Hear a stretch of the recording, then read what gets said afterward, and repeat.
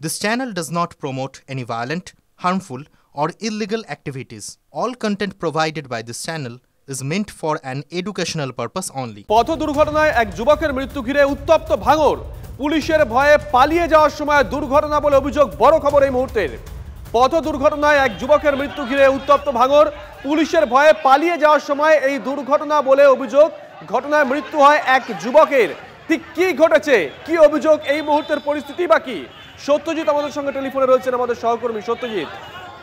দেখো, এখন যা বর্তমান পরিস্থিতি অনেকটাই শান্ত, কিন্তু বেশ কিছুক্ষণ আগে যতটুকু জানা যাচ্ছে যে পুলিশ কার্যত সাধারণ মানুষের অবরোধ তোলবার জন্য লাঠিচার্জ করে এবং যে ঘটনা আজকের ভাঙড়ের ঘটকপুকুর এলাকার ছায়াটিতে, সেখানে পথ দুর্ঘটনায় একজন এর মৃত্যু হয়। সাধারণ মানুষ অভিযোগ করছে যে পুলিশের তোলাবাজির জন্যই তারা যখন সেখান থেকে পালিয়ে যাচ্ছিল সেই সময় গাড়ির ধাক্কায় মৃত্যু হয়েছে এবং তারপরেই সাধারণ মানুষ সেই মৃতদেহ নিয়ে রাস্তা অবরোধ করে এবং পুলিশের বিরুদ্ধে ক্ষোভ উগড়ে দেয়। কার্যত সেই অবরোধ তোলবার জন্য পুলিশ লাঠিচার্জ করে। এই ঘটনাকে কেন্দ্র করে এলাকায় যথেষ্ট উত্তেজনা ছড়িয়েছে।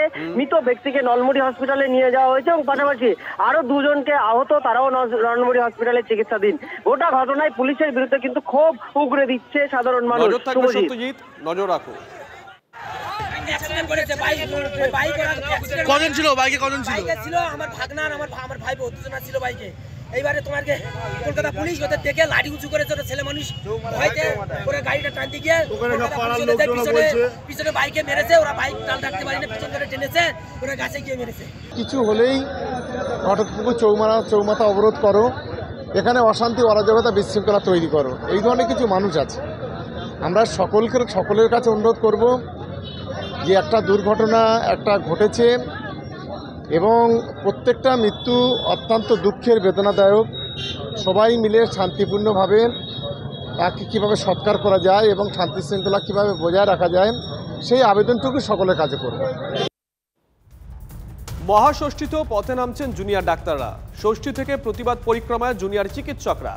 তিলোত্তমা ও জয়নগরে নাবালিকার প্রতীকী মূর্তি নিয়ে পরিক্রমা করবেন আন্দোলনকারী চিকিৎসকরা। উত্তর ও দক্ষিণ কলকাতার পুজো মণ্ডপে পরিক্রমা করবেন তারা। আমাদের ওয়েস্ট বেঙ্গল জুনিয়র ডক্টরস ফ্রন্টের পক্ষ থেকে মহাষষ্ঠীর অভয়া পরিক্রমা বলে একটি কর্মসূচি আমরা নিয়েছি। সেখানে উৎসবেরও একটাই ডাক, আমার দুর্গারা বিচার পাক। এই দাবিকে সামনে রেখে তিলোত্তমা অর্থাৎ অভয়া এবং উমা, জয়নগরের উমা, তাদের প্রতীকী মূর্তি সামনে রেখে বিভিন্ন প্যান্ডেলে গর্জে উঠুক প্রতিবাদের প্রতিধ্বনি। আমরা সাউথ কলকাতা এবং নর্থ কলকাতার বিভিন্ন জায়গায় ম্যাটাডোরে করে তিলোত্তমা এবং উমার প্রতীকী মূর্তিকে নিয়ে এবং আমাদের যে বিচারের দাবিতে আমাদের যে লড়াই চলছে, সেই 10 দফা লড়াই আসলে কেন আরেকটা অভয়াকে রুখে দেওয়ার লড়াই এবং তার সেই লড়াইয়ের দাবি সেটাকে ছড়িয়ে দেওয়ার জন্য কিন্তু কালকে আমরা এই পুজো পরিক্রমায় বেরোবো। পুজো পরিক্রমায় বেরিয়েছি, সঙ্গে আমাদের মনে হলো যে এখানে যে ধর্ণামঞ্চ হচ্ছে সেখানেও আমরা একটু যাই, কারণ এই বাচ্চা ছেলে মেয়েগুলো এইভাবে ওরা অনশন করছে, সেখানেও একটু না গেলেও নয়, দুটোই একসঙ্গে আমরা করার তাই চেষ্টা করলাম। এখানে এলাম, সত্যিই ওরা যেভাবে করছে প্রশাসনের উচিত ওদের পাশে দাঁড়ানো। সবাই উৎসবও করছে, আবার আন্দোলনে একসাথে জড়িত আছে সবাই। আমরা সবাই চেষ্টা করছি কিছু সময় দেওয়ার জুনিয়র ডক্টরদের, যারা এত দিন ধরে এত প্রাণপণ চেষ্টা করে যাচ্ছে এই জাস্টিস নিয়ে আসার। এখন আমরা যখন আমজনতা নেমেছি, নিশ্চয়ই কিছু বুঝে নেমেছি, তো এখানে এখন আমাদের ভুল বোঝানোটা কিন্তু খুব কঠিন, তো হবে না, ভুল বোঝানো যাবে না। ধর্মতলার অনশন আন্দোলনকে এবার পুজোর মণ্ডপে নিয়ে যাবেন জুনিয়র চিকিৎসকেরা। ষষ্ঠীর দুপুরে ম্যাটাডোরে উত্তর কলকাতা এবং দক্ষিণ কলকাতা এই দুভাগে ভাগ হয়ে উত্তর এবং দক্ষিণ কলকাতার যে পুজো মণ্ডপগুলি রয়েছে সেই পুজো মণ্ডপগুলিতে তারা যাবেন এবং সেখানে গিয়ে কী কারণে এই অনশন আন্দোলন তা প্রচার করবেন এবং একই সঙ্গে তিলোত্তমার যে বিচারের দাবি, জয়নগরের নির্যাতিতার যে বিচারের দাবি, তা কোন প্রশ্নে এক হয়ে যায় সেই সমস্ত বিষয়গুলি তুলে ধরবেন। এই ধরনের এই লিফলেটই তারা পুজো মণ্ডপে যারা আসছেন দর্শনার্থী তাদেরকে গিয়েও, তাদের কাছে গিয়েও এই ধরনের লিফলেটগুলো তারা প্রচার করবেন। ক্যামেরায় অরিত বসুর সঙ্গে সৌরভ দত্ত, TV9 বাংলা, কলকাতা। পঞ্চমীর সন্ধে মণ্ডপে জনজোয়ার। চিকিৎসকদের আন্দোলনে সংহতি জানিয়ে জনসমাগম ধর্মতলা ধর্ণামঞ্চেও। আন্দোলনের সমর্থনে বার্তা নিয়ে ডাক্তারদের অনশন মঞ্চে আমজনতা। সমস্বরে উঠল জাস্টিস ফর আরজি কর স্লোগান। সুস্থভাবে বাড়ি ফিরুক, এদের বাবা মারা বাড়িতে কত মানে তাদের দিন কি করে কাটছে, আমরাও বাড়িতে থাকতে পারছি না। এইভাবে এত মানুষকে রাস্তায় নামিয়ে এদের কি প্রশাসনের কি বিচার, কি মানবিকতা এত নিচে নেমে গেল আমাদের, এটাই ভেবে অবাক লাগছে। হয় এটা করতে হবে নয়তো মরতে হবে। এটা হচ্ছে আজকে আরজি কর, কালকে জয়নগর, পরশুদিন আমার ঘর, আমার বাড়ি, আমি, আমার মা, আমার বন্ধু, আমার বোন, কেউ বাকি থাকবে না। তো এটা ভেবেই আসা, এবং এখানে যতদিন আসতে হবে ততদিন আসবো। আমিও আজকে একটা এরকম জিনিস ফেস করতে পারি, যাতে কি সেটা আর ফিউচারে কোনোদিন আমাদেরকে না ফেস করতে, আমি সেই জন্যই এসেছি। খুব দুঃখ হয়েছে আমার, আজকে আমি কেঁদে ফেলেছি ওদের এই অবস্থা দেখে, আমি পারছি না থাকতে। 3 দিন ধরে তাদের কারো কোনো হেলদোল নেই। একটা তিলোত্তমা বিচারের জন্য এইভাবে সুরক্ষিত, ওদের কি দাবি আছে? কয়েকটা মাত্র গুটিগত দাবি আছে। আমরা এই ভাইদের পাশে থাকার জন্য, এই ডাক্তারদের পাশে থাকার জন্য আমরা আজকে এখানে এসেছি। 2 দিন 3 দিন হয়ে গেল তারা ওখানে পড়ে রয়েছে, আর আমরা কোন আনন্দে উৎসবে গিয়ে একটা হোটেলে গিয়ে ভালো মন্দ খাবো, যেখানে আমার একটা দিদি, আমার একটা বোন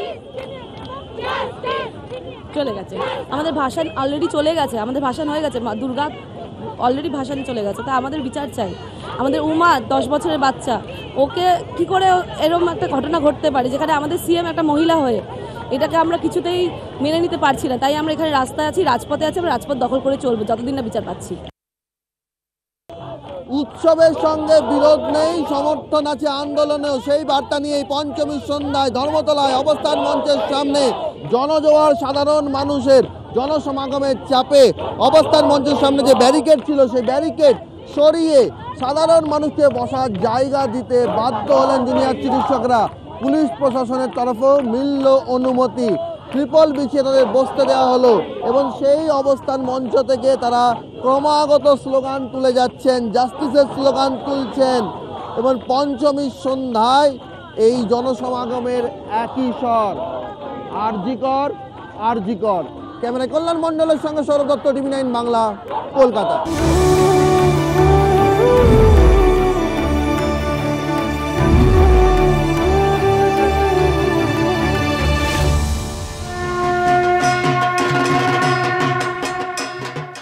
রাজ্যে এখন মূলত দুটো ছবি, একটা প্রতিবাদের ছবি, যে ছবি আমরা দেখালাম একটু আগেই, আর একটা পুজোর ছবি। পুজোর ছবি দেখাই। এই মুহূর্তে আমাদের সঙ্গে রয়েছেন আমাদের দুজন সহকর্মী। ত্রিধারা থেকে রয়েছেন সায়ন্ত এবং শ্রীভূমি থেকে রয়েছে আজিজ।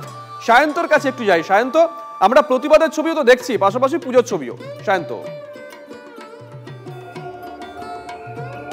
একদমই শুভজিৎ, দেখো খারাপ লাগা অবশ্যই রয়েছে, কারণ ঘরের মেয়ে তিলোত্তমা চলে গিয়েছে, ঘরের মেয়ে ছোট্ট তিলোত্তমাও খুন হয়েছে। সেই জায়গায় খারাপ লাগা তো অবশ্যই রয়েছেন, কিন্তু মা বাপের বাড়ি এসেছে, আর সেই বাপের বাড়ি যখন এসেছেন, স্বাভাবিকভাবে সাধারণ মানুষ কি মায়ের এই আনন্দে উপভোগ করতে নিজেরা নামবে না? সেই কারণে কিন্তু বহু মানুষ, তারা কিন্তু মনে রয়েছে যাদের কষ্ট, কিন্তু তারপরও তারা নেমেছে, কারণ মা কিছুদিন থাকবেন এবং সেই কারণে এই বিনোদনটুকু মেখে নিতে চান এই কয়েকদিনের জন্য। এবং সেই কারণে তুমি দেখতে পাচ্ছ ত্রিধারা সম্মেলনীতে কিন্তু অসংখ্য মানুষের ভিড়, এবং যত রাত এগোচ্ছে ততই যেন ভিড় বাড়ছে। এবং তুমি দেখতে পাচ্ছ 8 থেকে 80 প্রতিটি মানুষের ভিড় কিন্তু এই ত্রিধারা সম্মেলনীতে। তারা কিন্তু কিছুক্ষণ আগে তোমাকে আমি ছবি দেখাচ্ছিলাম মধ্য কলকাতার সন্তোষ মিত্র স্কোয়ারে, সেখানে যেমন ক্যামেরায় মোবাইলে বন্দি করে দিচ্ছে মায়ের মুখ এবং পুজো মণ্ডপটি, এখানে কিন্তু সেরকমই মায়ের মুখকে নিজেদের ক্যামেরায় বন্দি করে নিতে চাইছে। এবং গোটা মণ্ডপ, যে আঙিনা, যে মূলত থিমটাকে তৈরি করেছেন গৌরাঙ্গ কুইলা, যে আমাদের যে উঠোন বা আঙিনা, সে আঙিনা এখন কিন্তু প্রায় অবলুপ্ত। সেই ভাবনাকে কিন্তু নিজেদের এই মণ্ডপে সজ্জায়। আমার কাছে শ্রীভূমির ছবিটা একবার দেখি। আজিজ রয়েছেন শ্রীভূমি থেকে। আজিজ। একেবারে শুভজিৎ, আমি তোমাকে শ্রীভূমির ছবি দেখাবো, এবং শুরুতেই তোমাকে আমি মণ্ডপের ছবি দেখাবো। তিরুপতি বালাজির মন্দিরের আদলে তৈরি হয়েছে শ্রীভূমির এবছরের এই মণ্ডপ, এবং এই মণ্ডপে আমি আমার চিত্র সাংবাদিক সৌর্যেন্দু, তাকে বলবো ভিড়ের ছবিটা দেখাতে, মানুষের ছবি দেখাতে। দেখো মানুষের ঢল নেমেছে, এটা ঠিকই, তবে তোমাকে যদি আমি বিগত কয়েক বছরের শ্রীভূমিতে যে ভিড় মানুষের হয়েছে, শ্রীভূমি নিজের যে স্ট্যান্ডার্ড সেট করেছে সেই অনুযায়ী কিন্তু মানুষের ভিড় একটু হলেও এবছর কম। এখনো পর্যন্ত পঞ্চমীর সন্ধ্যায় সেরকমই দেখা যাচ্ছে। তবে রাত যত বাড়ছে মানুষের ঢল কিন্তু ধীরে ধীরে আস্তে আস্তে বাড়তে শুরু করেছে। প্রত্যেকের হাতেই মোবাইল ফোন তুমি দেখতে পাবে এবং প্রত্যেকেই একবার করে এই মণ্ডপ এবং প্রতিমার ছবি তুলে রাখতে চাইছেন, এই মুহূর্তটাকে বন্দি করে রাখতে চাইছেন। এবং এই তিরুপতি বালাজির যে ইতিহাস শুভজিৎ, এটা শুধু সবচেয়ে বেশি দর্শনীয় মন্দির নয়, সবচেয়ে ধনী মন্দির। সুতরাং এইখানে বেশ দুদিকেই ভিড় বাড়ছে, মানে একদিকে যেমন মণ্ডপে মণ্ডপে ভিড় বাড়ছে, তেমনি আমরা ধর্মতলায় যেখানে জুনিয়র ডাক্তাররা অনশন করছেন তার সামনে ছবিটাও তুলে ধরলাম। আরো একটা বড় খবরের দিকে নজর রাখতেই হচ্ছে। তিলোত্তমা ধর্ষণ খুনকাণ্ডে ফের দেবাশিস সোমকে জিজ্ঞাসাবাদ।